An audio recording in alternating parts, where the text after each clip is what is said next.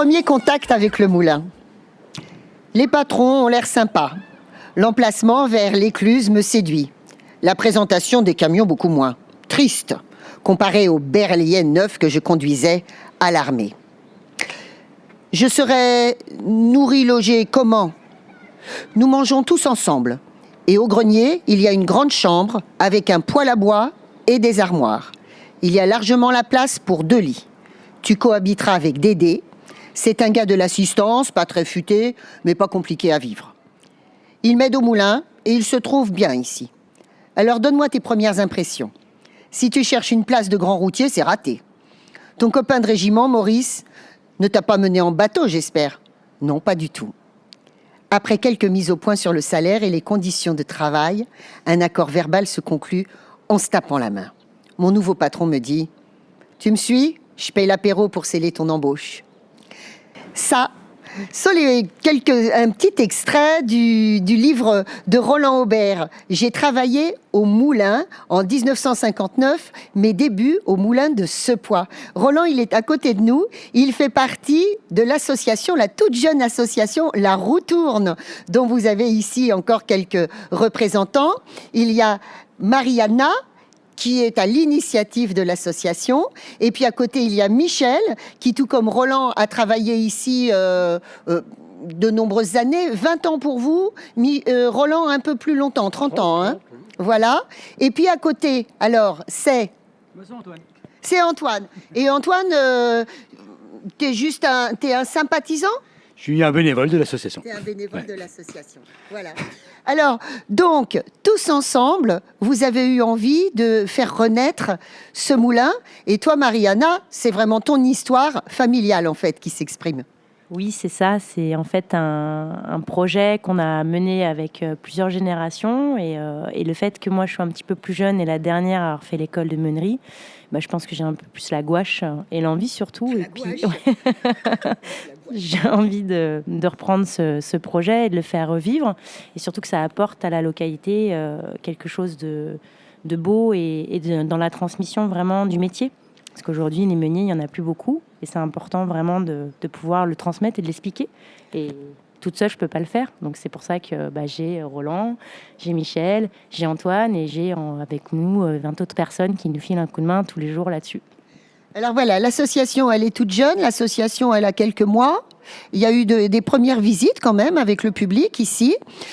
Dites-nous, racontez-nous l'histoire de ce moulin. Il est fermé depuis quand, par exemple, Michel? Depuis une vingtaine d'années. Depuis une vingtaine d'années. Il est très très bavard, Michel, c'est ça qui est bien. Il est timide, Michel. Alors, néanmoins, ce moulin, on le voit ici, assez industriel, il a des parties très anciennes, tu me disais, Mariana. Oui, il a la particularité d'être vieux et nouveau. Donc, on a 2 bâtiments et le vieux moulin date de 1619, donc à peu près aux dates du travail du... Voilà, la partie gauche qui est juste derrière moi, là.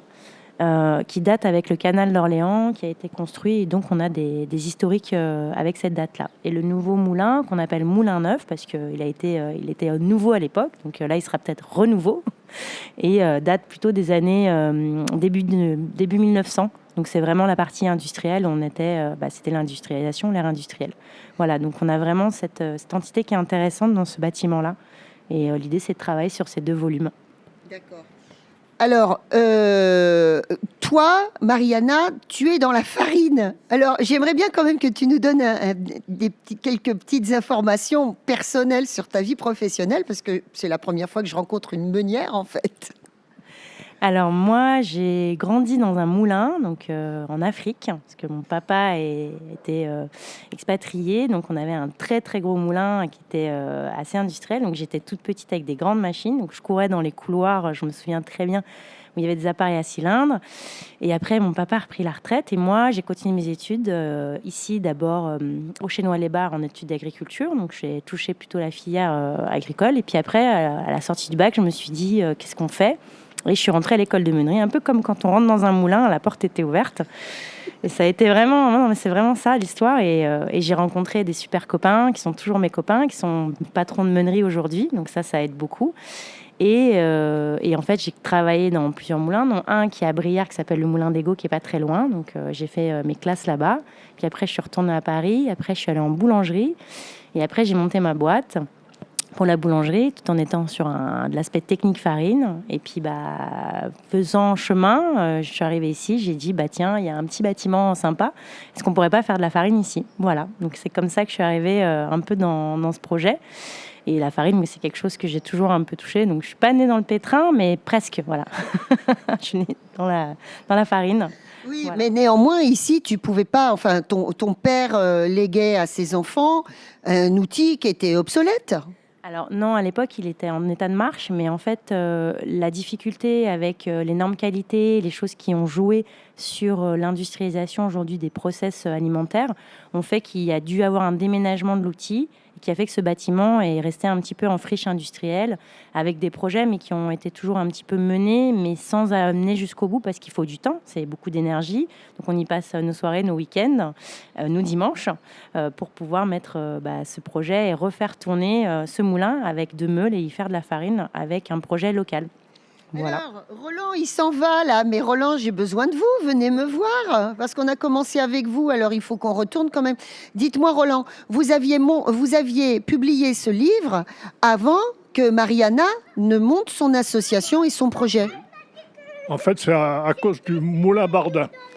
Je fais partie des membres actifs. Vous avez bien entendu parler du Moulin Bardin, Amélie. Chef. Donc, je fais partie de l'association du Moulin Bardin. C'est d'ailleurs le livre. Si vous voyez, il est... Il y a l'équipe de... Vous pouvez qu'elle lise ça, moi, j'arrive pas à le lire. Il a rejoint l'association Assamba, où il fait partie de l'équipe de bénévoles actifs. Très actifs, j'en doute pas. Moulin Bardin. Voilà. Et quand Mariana vous a fait part de son projet, ça a dû vous faire quelque chose. Ben oui, quand même. Surtout que je connais bien les enfants. Il y a Rémi, le dernier meunier d'ici. Oui. Et de là, j'ai une de mes filles. D'accord. Voilà. Très bien. Alors, de l'autre côté, le timide Michel, avec son accent du Berry. Moi, j'aimerais bien quand même que vous nous fassiez entendre votre accent du Berry. Votre accent poyaudin, ce pays que j'aime tant. Ah bon? Alors, vous êtes arrivé là, c'était comment on travaillait ici? C'était en 69, je suis arrivé à l'usine, moi, directement. C'était l'usine, parce que tu as oublié de nous en parler, Mariana. Après qu'on a travaillé ici, on est allé travailler dans l'usine qui est par là-bas. C'était l'usine d'aliments du bétail d'accord, qu'il y avait très à bien. côté. Donc j'arrive en 69. Et vous êtes resté ici 20 ans. Ben oui. Hein?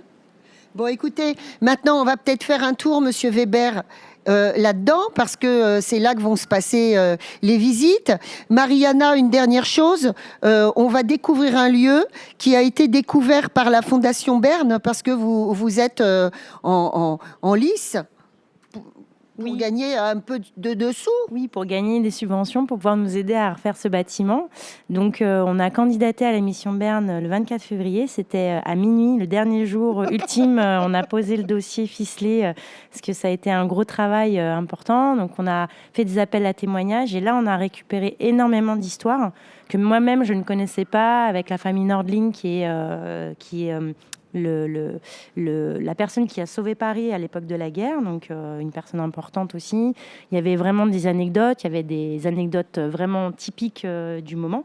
Et on a posé vraiment tout ça avec le projet de dire qu'en gros, c'est vraiment un chef-d'œuvre qu'il faut sauver, donc en péril. Et on va voir si le coup de cœur de Stéphane est pour nous sur la région. Voilà. Et on espère et on y croit dur comme fer. Attention, chef-d'œuvre en péril.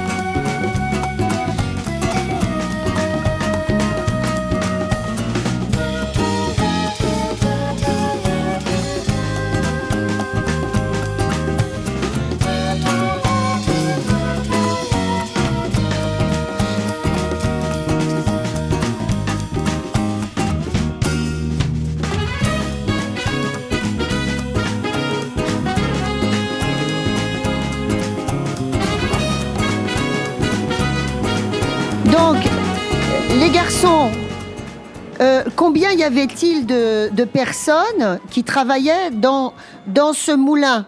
Et en fonction de l'évolution, en fonction des différentes décennies ou lustres du moins. Ben, il y avait le meunier, puis les chauffeurs, ils transportaient la farine et l'aliment du bétail. Donc, en personnel direct, il y avait un meunier ici. C'est tout, il n'y avait pas plus. D'accord. Donc, il y a deux choses.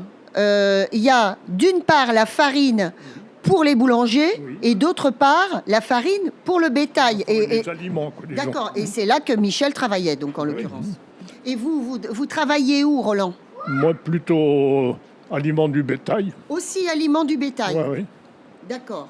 Mais il y avait un camion spécial pour la farine alimentaire et après les camions pour l'aliment du bétail. D'accord. Donc, quand on est là, qu'est-ce que vous présentez encore aux gens? Qu'est-ce que c'est que ça? Ça, c'est le... vous me compliquez la vie, moi qui ai du mal à m'exprimer là. Voilà.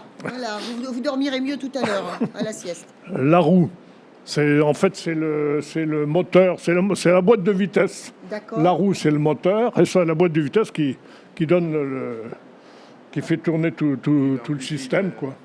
Et les pilasses, elles me paraissent très anciennes. Très ancienne. Et alors? C'est Qu'est-ce que vous avez magnifique. contre les anciens? Non, au contraire, j'adore, sachez-le. Bon, on continue plus loin, montrez-moi d'autres choses.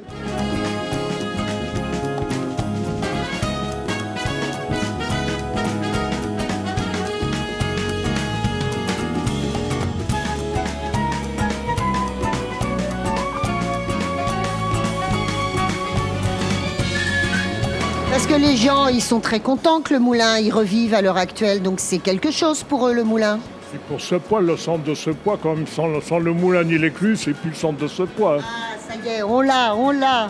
Bah oui, sans le moulin ni l'écluse, c'est plus le centre de ce poids. Et puis vous êtes au courant qu'il faut remettre les cours d'eau dans leur état naturel. Ça veut dire qu'il n'y aurait plus d'eau, ça veut dire que dans le village, derrière, là, ça serait un marais plein de moustiques. Une usine à moustiques. Bon, mais Mariana, est-ce que tu reviens 2 minutes avec nous? Voilà, pour conclure. On va là-bas? Bon, alors dis-moi, Mariana,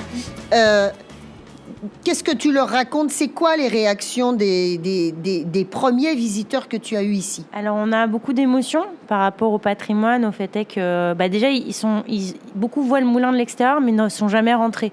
Donc, en gros, ils se rendent compte vraiment de la dimension d'un moulin, le fait de voir de la vieille pierre, le fait de voir de l'industrie, des charpentes qui soient un petit peu aussi, parce qu'on n'est pas monté à l'étage, mais on a une charpente magnifique. Ça donne vraiment de l'émotion à ces gens-là et ils s'engagent et ils se disent demain je voudrais venir chercher de la farine, donc c'est assez encourageant. Voilà, ça a vraiment ce côté sympa. Et puis après ils se disent je voudrais venir avec mes enfants, avec ma famille, est-ce qu'on pourra revenir visiter? Donc on a vraiment de la demande autour de ça de plus en plus, quoi. Donc au-delà du projet culturel ici, on va pouvoir venir acheter de la farine. Mais les farines de maintenant, dis-moi, quand on est minotier, c'est ça qu'on dit maintenant? Elles sont différentes, elles évoluent vers beaucoup de variétés de farine, du bio, etc. Oui, exactement. En fonction des structures meunières, on n'a pas les mêmes niveaux de farine. Et donc ici, on va être sur de la farine de meule, sur des céréales locales. Donc on va être vraiment sur quelque chose qui est un petit peu atypique et dont la signature meunière sera différente qu'ailleurs, où on peut avoir d'autres outils et d'autres meuniers, d'autres façons de travailler. Voilà. Qu'est-ce que tu prévois comme farine ici? Donne-nous, allèche-nous. Alors on a le projet de faire de la farine de seigle et de la farine de sorgho. Donc la farine de sorgho parce que c'est une céréale qui est particulière, qui a une promesse, un bénéfice, une promesse nutritionnelle. Et donc l'idée c'est de travailler sur ces produits pour pouvoir donner aussi de la dimension aux agriculteurs, parce que c'est une céréale qui est particulière au champ, qui ne demande pas beaucoup d'intrants, qui est faible en eau. Et donc vraiment avoir cette signature-là. Et ça c'est nouveau parce que moi j'en ai très peu travaillé. Donc on est sur des farines un peu autochtones. Donc ça a un côté un peu soleil aussi qui est sympa. Mais toi qui es élève du chinois, je crois qu'au Chinois, ils ont été parmi les premiers à en cultiver dans le secteur. Oui, tout à fait. Donc c'est vraiment quelque chose qui était pour l'alimentation animale à la base. Et là, on va essayer de le retravailler pour de l'alimentation humaine. Et sur du seigle aussi, parce que c'est une céréale que j'aime beaucoup et qui fait des levains très particuliers. Mais je repense au sorgho. C'est drôle aussi, vu que toute ton enfance, ça s'est passé en Afrique. C'est joli, ça. Oui, donc les farines autochtones, je connais bien et je connais aussi les produits qu'on peut faire.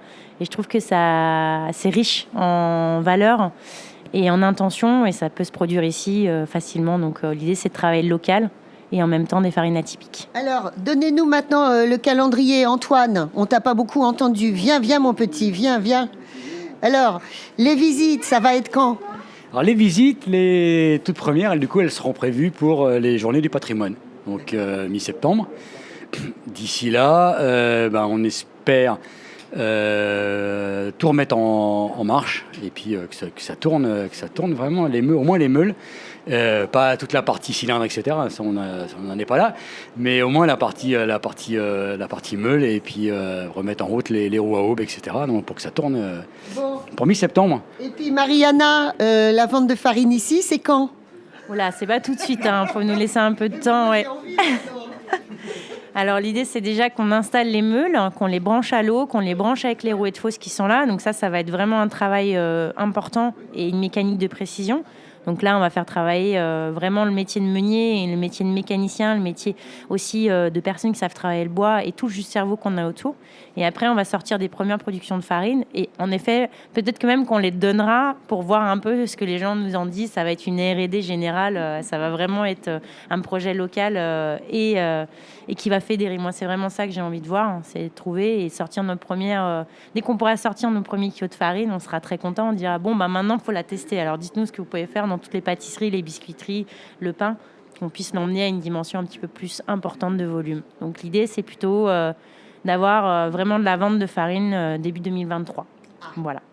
Bon, Monsieur Weber, voilà, on va être contraint de revenir. Ça va être terrible, revoir Antoine, oh là là, revoir Michel, et puis revoir Roland. Merci à tous, merci Mariana, et puis à très bientôt.